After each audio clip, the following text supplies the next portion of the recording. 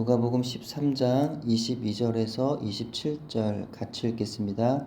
예수께서 각 성, 각 마을로 다니사 가르치시며 예루살렘으로 여행하시더니 어떤 사람이 여짜오되 주여 구원을 받는 자가 적으니이까 그들에게 이르시되 좁은 문으로 들어가기를 힘쓰라. 내가 너희에게 이르노니 들어가기를 구하여도 못하는 자가 많으리라.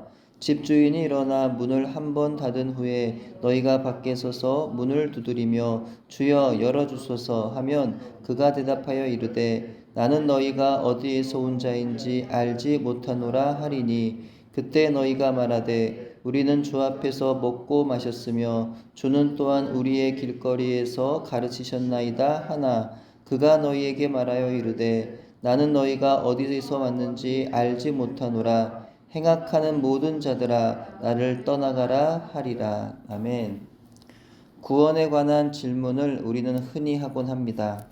그 가운데 예수님을 믿어 신앙생활을 시작하면서 교회 안에서 성도들 간에 묻는 악의적인 질문이 있습니다. 물론 그것이 나쁜 의도로 시작된 질문은 아니겠지만 성경적이지 못할 뿐만 아니라 믿음과 구원이라는 것조차 하나의 공로가 되어서 자기를 높이거나 상대방을 낮추는 결과를 가져오기 때문입니다. 당신은 예수님을 믿나요? 구원을 받으셨습니까? 구원의 확신이 있으세요? 라는 질문입니다. 여기서 한 걸음 더 나아가 그러면 구원을 받았다는 어떤 체험이 있으신가요? 구원을 정말 받으셨다면 며칠, 몇 시, 몇 분에 구원 받으셨나요? 이런 질문입니다. 이때 예수님을 믿고 구원을 받았다고 고백하는 사람은 구원을 받은 것이지만 그렇게 고백하지 못하는 사람은 구원받지 못한 것이라고 말합니다. 심지어 예수님을 믿고 구원을 받았다고 한다면 그에 대한 증거로 분명한 체험이 있어야 한다고 말합니다. 그렇지 않으면 당신이 구원을 받았다고 하는 믿음은 가짜라고 말합니다. 이와 같이 말하는 사람들은 자기는 분명한 체험을 통해 구원을 받았다고 믿기 때문에 다른 사람들도 자기와 같은 체험이 없이는 구원을 받지 못한 것이라고 말하는 것입니다. 이런 이유로 체험의 여부에 따라 자신의 구원받음을 자랑하기도 하고 자신의 구원받음을 의심하게 되더라는 겁니다. 구원은 예수님을 믿음으로 받습니다. 근데 여기서 예수님을 믿음으로 구원을 받는다는 것이 내가 예수님을 믿어서 받는다라는 의미가 아닙니다. 믿음으로 받는 구원의 교리의 핵심은 내가 아니라 하나님이십니다.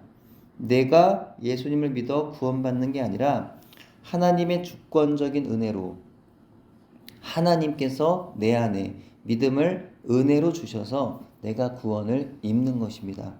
즉 인간의 구원은 하나님의 전적인 주권이고 섭리에 의한 것이다 라는 거죠.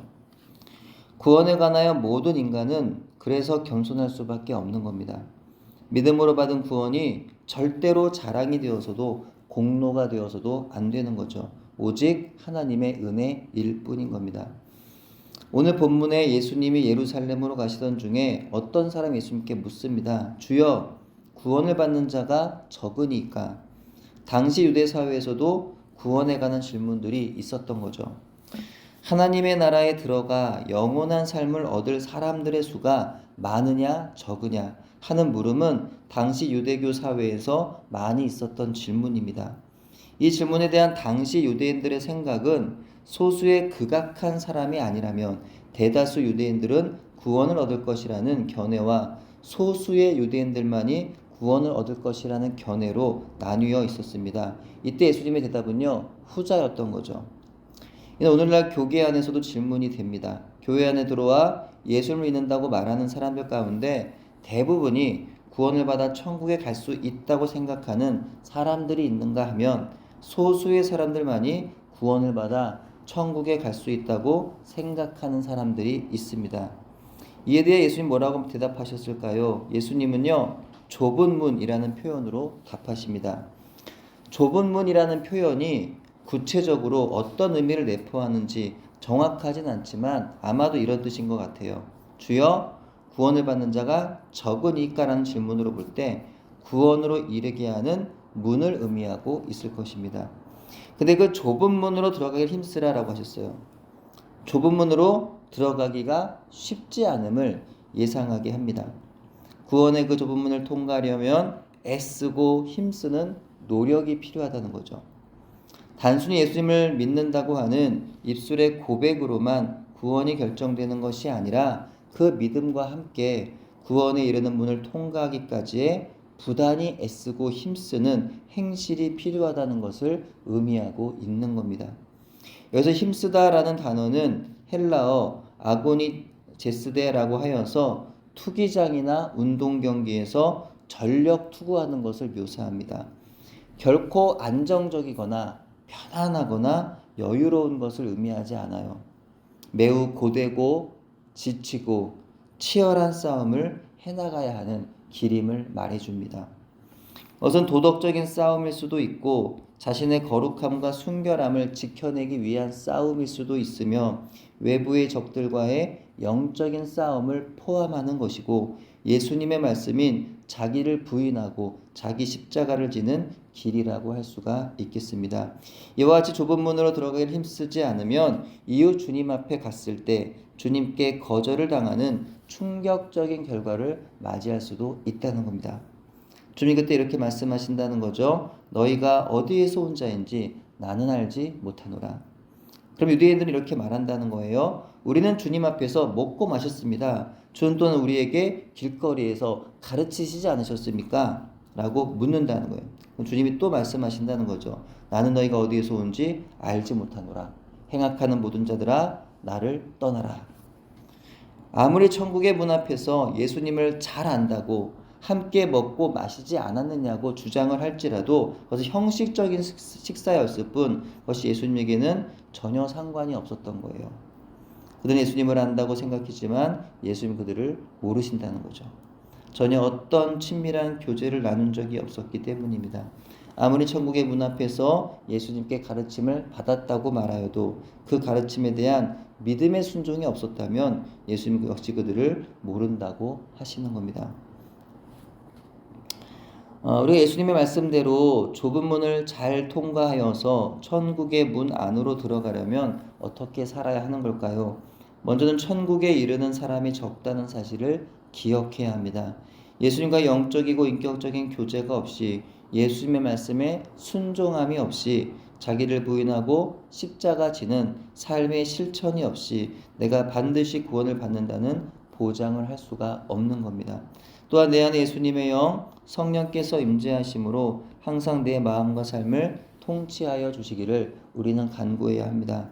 내 육체 욕심이 원하는 대로 자기 소견에 오른 대로 자기 감정과 기분에 따라서 넓은 문으로 걸어가려는 마음을 버려야 합니다. 우리 세상에서 사는 동안 언제나 넓은 문으로 들어가기를 애쓰며 살아가죠.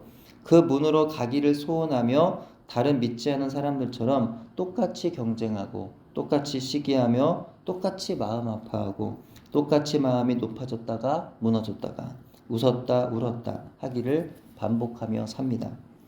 많은 사람들이 가는 길, 성공과 명성이 보장되는 길, 높아지는 길, 평안하고 안락한 길, 그 길로 가기를 얼마나 꿈꾸고 힘쓰며 살아가는지 모릅니다. 하지만 주님은 반대로 다른 길로 가라 하시는 거예요. 적은 사람들이 가는 길, 아무도 알아주지 않는 길, 세상이 보기에는 하찮아 보이고 불안하여 보이는 길, 때로는 인간으로서 평범한 욕심마저 품지 못하도록 내려놓아야 하는 길, 눈물의 고통도 주어지는 길, 너무 외롭고 힘에 겨운 영적 싸움을 싸워야 하는 길, 그래서 사람들이 쳐다보지 않는 길, 하지만 믿음의 길, 은혜의 길, 기쁨의 길, 소망의 길, 생명의 길, 복된 길, 구원의 길, 그 길로 가기를 소원하고 힘쓰라고 말씀하시는 겁니다. 이 두 가지 길 가운데 여러분 어느 길로 가시겠습니까? 인생의 끝에서 많은 분들이 후회하고 실망한다는 말이 있어요. 그 가운데 가장 많은 후회가 뭔지 아십니까? 사람이 죽음 앞에서 가장 많은 후회를 하는 것. 예. 여러분 예상할지 모르겠지만 가장 많은 후회는 사랑하는 사람들을 더 사랑하지 못했다는 겁니다. 내가 조금 더 사랑할 걸. 그걸 마지막 죽음 앞에서 다들 후회하고 간다고 합니다. 또한 그 후회 중에는요, 또 이런 후회가 있는데 뭐냐면 내가 좀 인생을 마음껏 즐길 걸. 너무 앞만 보고 살았구나, 너무 일만 하고 살았구나, 뭐 이런 후회들을 또 한다고 합니다. 하지만 주님 앞에 선 날 우리의 가장 큰 후회는요, 예수님을 더 사랑하지 못했다는 것, 또한 그 예수님을 사랑하는 사람들에게 전하지 못했다는 것이 될 것 같습니다. 인생을 내가 마음껏 즐기지 못한 건 괜찮은데 예수님의 마음으로 사랑하는 사람들을 더 사랑하지 못했다는 것과 사랑하는 분들에게 복음을 전하지 못했던 게 가장 큰 후회가 될 것 같습니다. 사는 날 동안 우린 이런 후회가 남지 않도록 살도록 해야 되겠죠. 바울 사도의 고백처럼 마지막 주님 앞에 가는 그날에 전제와 같이 내가 벌써 부어지고 나의 떠날 시각이 가까웠도다. 나는 선한 싸움을 싸우고 나의 달려갈 길을 마치고 믿음을 지켰으니 이제 후로는 나를 위하여 의의 면류관이 예비되었으므로 주 곧 의로우신 재판장이 그날에 내게 주실 것이며 내게만 아니라 주의 나타나심을 사모하는 모든 자에게도니라. 이렇게 이와 비슷한 고백이라도 우리가 할 수 있다면 참으로 주님 앞에 섰을 때 영광스럽고 감격적일 것 같습니다.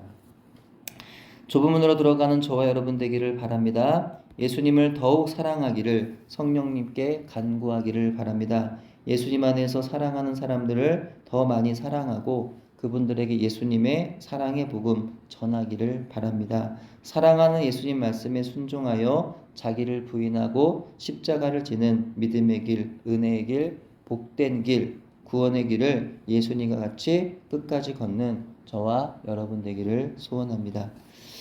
기도합니다. 주님 감사드립니다. 오늘 말씀을 통해서 내 구원의 문제에 대해서 다시 돌아보게 하시고 묵상해 보게 하시며 점검케 하심을 감사드립니다. 나는 과연 예수님이 말씀하신 좁은 문으로 걸어가고 있는지 아니면 많은 사람들이 걷지만 사망의 길인 그 넓은 길로 걸어가고 있지 않은지 자신을 돌아보게 됩니다. 하나님 앞에서 항상 겸손하게 무릎 꿇는 인생들이 되도록 인도해 주옵소서. 사는 날 동안 넓은 길로 가는 발걸음을 성령님 바꾸어 주셔서 좁은 길, 생명의 길, 구원의 길 가도록 인도해 주옵소서. 예수님을 더 사랑하게 하시고 형제와 이웃을 더 사랑하게 하시되 복음의 사명을 잘 감당할 수 있도록 인도하여 주옵소서. 예수님 이름으로 기도드립니다.